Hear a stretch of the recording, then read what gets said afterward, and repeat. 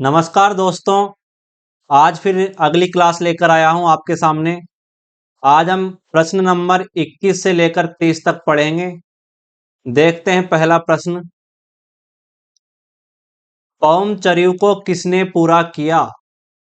पौमचर्यु को किसने पूरा किया? दोस्तों, जब ये स्वयंभू ने लिखा था तो यह अधूरा छूट गया था। तब उनके पुत्र त्रिभुवन ने, किसने पूरा किया? त्रिभुवन ने। बाकी जो बचा हुआ था उस त्रिभुवन ने पूरा किया। त्रिभुवन ने पूरा किया। स्वयंभू का समय क्या था? ये लिखी किसने थी? स्वयंभू ने। स्वयंभू ने लिखी थी ये। और स्वयंभू का जो जन्म समय था वो था 783 के आसपास। 783 ईस्वी।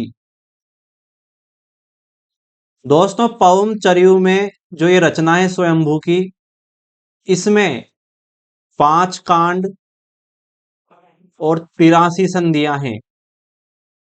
5 कांड और 83 संधियां हैं।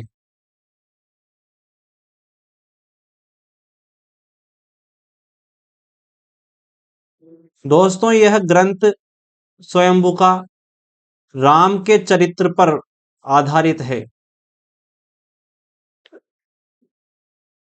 राम जी के चरित्र पर आधारित है और इसका प्रभाव तुलसी के रामचरितमानस पर भी पड़ा है। दोस्तों, अगला प्रश्न देखते हैं। शिव सिंह सेंगर ने किस कवि को भाका की जड़ कहा?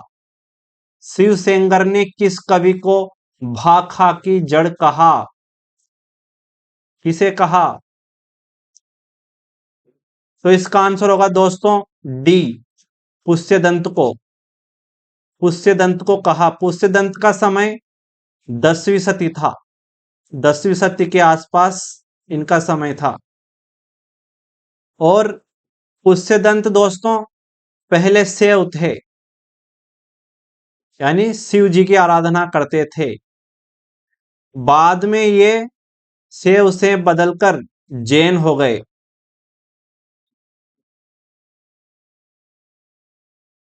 दोस्तों, एक विद्वान है doctor Tagare. Doctor Tagare. Doctor Tagare ने पुष्यदंत की भाषा को मराठी की जननी कहा।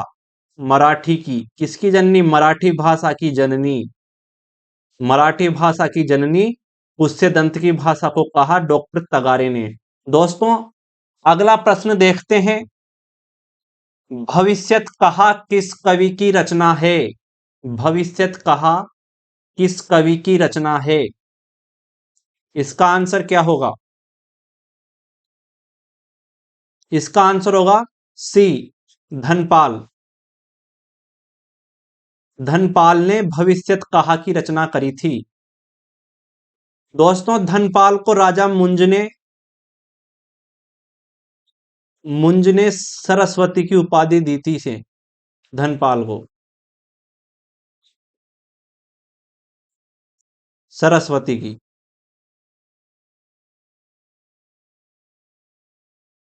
तो धनपाल को किसने सरस्वती की उपाधि दी थी?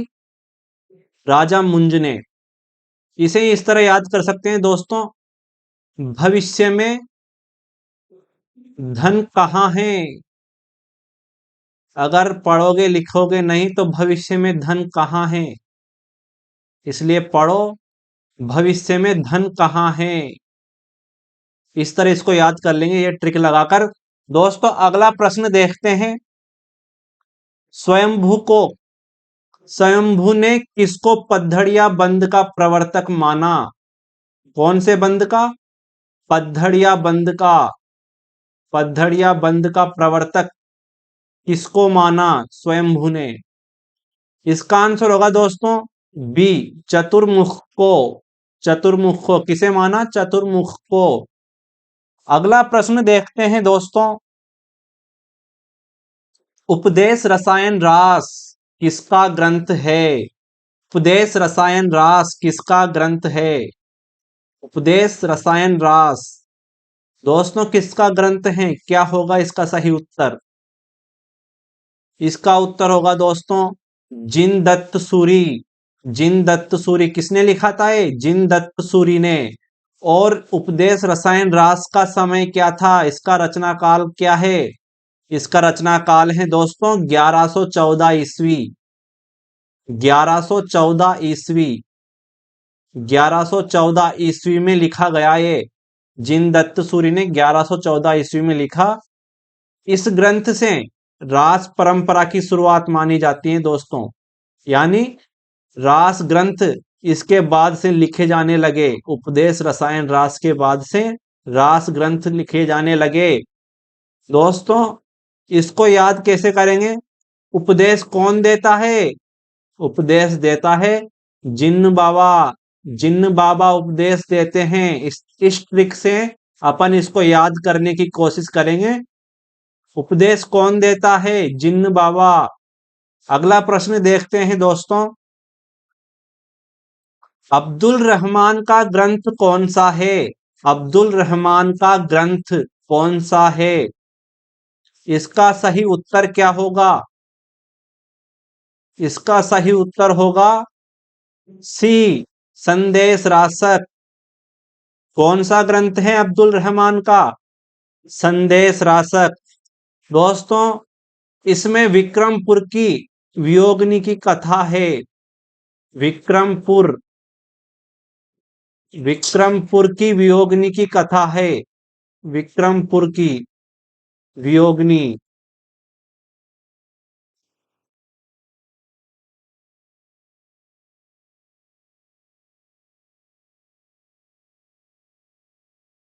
तो वियोगनी कहाँ की थी? विक्रमपुर की। दोस्तों यह ग्रंथ 12वीं शताब्दी के उत्तरार्ध में और 13वीं शताब्दी के पूर्वार्ध में लिखा गया। 12वीं शताब्दी के उत्तरार्ध में और 13वीं शताब्दी के पूर्वार्ध में, यानी 1250 के बाद और 1350 के पहले। दोस्तों इस ग्रंथ की एक और ये बात ध्यान में रखनी है कि यह खंड काव्य है। खंड काव्य। खंड काव्य।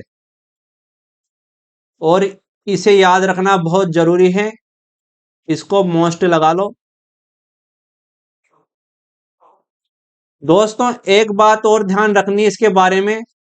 विश्वनाथ त्रिपाठी जी ने, विश्वनाथ त्रिपाठी, विश्वनाथ त्रिपाठी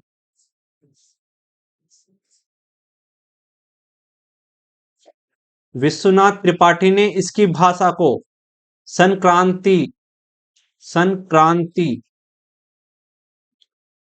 संक्रांति कालीन भाषा कहा है। संक्रांति कालीन भाषा। किसकी भाषा को? संदेश रासक की भाषा को। और दोस्तों यह विक्रमपुर की वियोगनी, किसकी? विक्रमपुर की वियोगनी की कथा है इसमें। और यह पहला धर्मेतर रास ग्रंथ है। यानी पहले के रास ग्रंथ जैन धर्म के लोगों ने लिखे, लेकिन जो ये पहला ऐसा रास ग्रंथ है जो दूसरे धर्म के यानी मुस्लिम धर्म के व्यक्ति अब्दुल रहमान के द्वारा लिखा गया है। फर्स्ट धर्मेतर रास ग्रंथ है ये।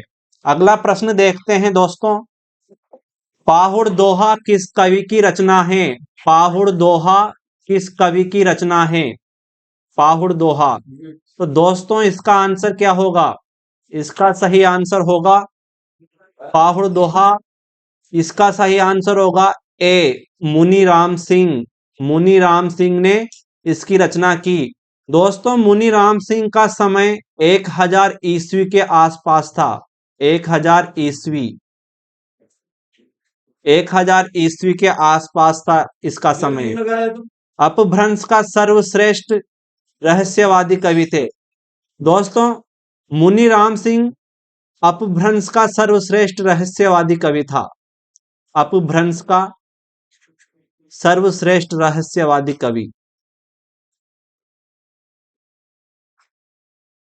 अपभ्रंश का सर्वश्रेष्ठ रहस्यवादी कवि कौन सा कवि? रहस्यवादी।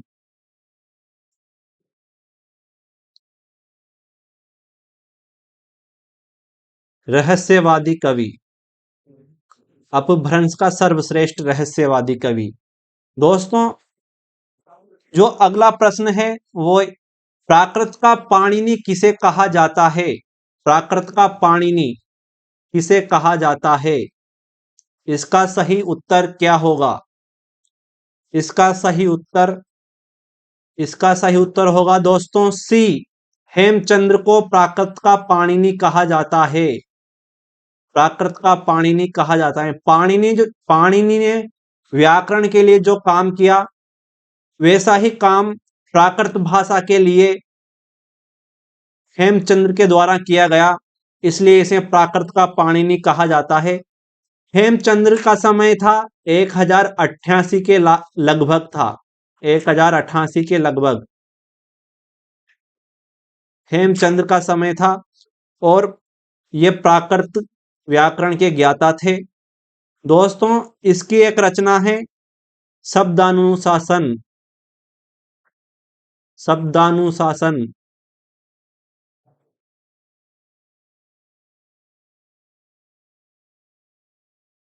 शब्दानुशासन जिसे सिद्ध हेम के नाम से भी जाना जाता है, इसी रचना को, यह प्राकृत व्याकरण के ऊपर है। और एक रचना और है इसकी छंदानुशासन।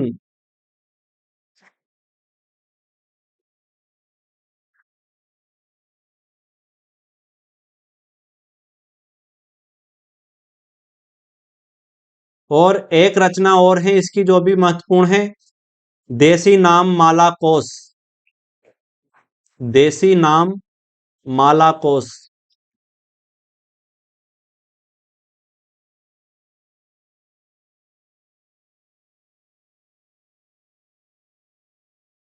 देसी नाम माला कोश। देसी नाम, इस तरह इसको याद करेंगे। देसी नाम क्या है? हेमू। अगर किसी का नाम हेमू रख दें तो कैसा नाम लगता है? देसी। देसी गांव की तरह नाम लगता है। गांव, देहाती, देहाती नाम लगता है, जिसे देसी नाम भी कह देते हैं अपन। अगर किसी दोस्त का नाम हो तो बिल्कुल उससे इस तरह ही बोलते हैं कि यार तेरा नाम कितना देसी है, हेमू भैया। इस तरह इसको याद कर लेंगे। अगला प्रश्न देखते हैं दोस्तों। कुमारपाल प्रतिबोध किसकी रचना है? कुमारपाल प्रतिबोध किसकी रचना है? इसका सही उत्तर क्या होगा? कुमारपाल प्रतिबोध किसकी रचना है? इसका सही उत्तर होगा बी, सोमप्रभ सूरी। सोमप्रभ सूरी। दोस्तों, इसकी रचना 1184 के आसपास सोमप्रभ सूरी ने करी थी। इसका समय क्या था? 1184। 1184 ईस्वी के आसपास इसकी रचना की गई थी। दोस्तों, इसी रचना के नाम से मिलती जुलती एक रचना और है, कुमारपाल प्रतिबोध, नहीं, कुमारपाल चरित। कुमारपाल चरित। इसकी रचना किसने की थी? हेमचंद्र ने।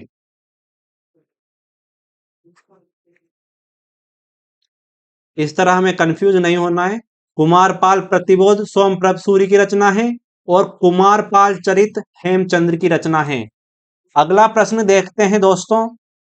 प्रबंध चिंतामणि किसका ग्रंथ है? प्रबंध चिंतामणि किसका ग्रंथ है? इसका सही उत्तर क्या होगा? प्रबंध चिंतामणि किसका ग्रंथ है? दोस्तों, इसका सही उत्तर होगा ए, जैनाचार्य मेरुतुंग। मेरुतुंग ने इसकी रचना कब करी थी? इसका समय है 1304 के आसपास इसकी रचना करी थी। 1304 ईस्वी। 1304 ईस्वी। दोस्तों यह गद्य रचना है। मेरुतुंग कैसी रचना है? गद्य रचना, पद्य नहीं है, गद्य है, गद्य। इसे किस तरह याद करेंगे? मणि, मणि कहां पर है? मेरु पर्वत के नीचे। मणि कहां पर है? मेरु पर्वत के नीचे। इस तरह इसको याद रखने की कोशिश करेंगे इस ट्रिक के माध्यम से। दोस्तों ये था आज का अपना अंतिम प्रश्न। अगली क्लास में हम मिलते हैं आपसे। आज के लिए इतना ही। इस क्लास को लाइक करिए, कमेंट करिए, और जो नेट जेआरएफ की तैयारी कर रहा है उस तक इस क्लास को पहुंचाइए। आज के लिए इतना ही। मिलते हैं अगली क्लास में।